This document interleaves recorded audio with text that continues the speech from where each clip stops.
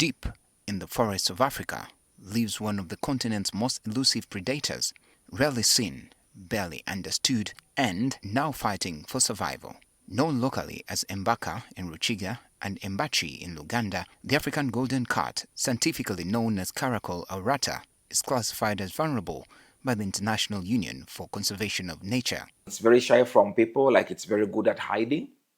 But also the natural history is not on its side because it has probably one of the lowest fecundity rates in mammals or in wild cats, to the extent that it gives one live birth a year, and 70% of the time it gives birth to one kitten.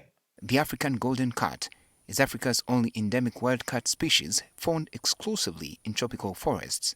Its coat is in 3 colors. So we have the melanistic one, which is black, like peach, like my shirt. We have the golden brown, the one we have in the background, and this is the most common mauve. Then you also have the gray mauve. But actually we believe there is a mauve that's in between gray and golden brown.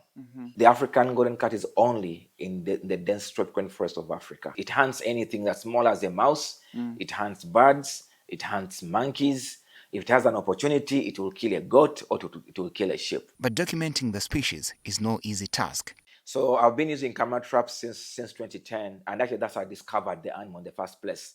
I set camera traps out there to understand, what animals are present in windy, impenetrable national park. And that's one of the animals that showed up in camera traps. I had no idea what this animal was. Researchers rely heavily on motion-sensitive camera traps placed deep in forests, sometimes waiting months or years before capturing a single image. My work is happening in 19 countries across the continent. But within those countries, we are doing camera trapping in 34 of these forests. And basically what we are trying to do with with the camera traps is for us to not only to know where the animals are, but also to be able to estimate how many of them may be out there. In Uganda, the species has been confirmed in at least 13 forest ecosystems, including Windy Impenetrable National Park, Chibale National Park, and Mugahenga Gorilla National Park. There is an anecdotal information that you also get them in Mountain Elgon National Park. But we've been looking for the past 3 years and we haven't seen them. But we are not yet done. We're still looking all around the country to confirm other places. But for now, on record, there are 13. I was lucky enough to see these rare cats in captivity at the CTC Conservation Center in Butambala, a rare opportunity considering how difficult they are to spot in the wild. One cat named Chloe cautiously moved closer to observe us before retreating back into hiding. Come get me. Come. So you see like that hair, does that hair? Another remained fixed on the cameraman, watching every movement carefully. At times, the cats crouched low in attack position, instincts sharpened by life as solitary hunters.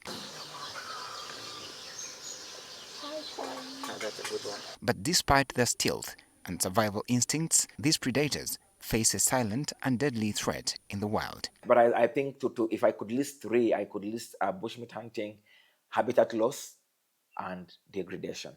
Wire snares set for bushmeat hunting have become one of the greatest dangers to these species.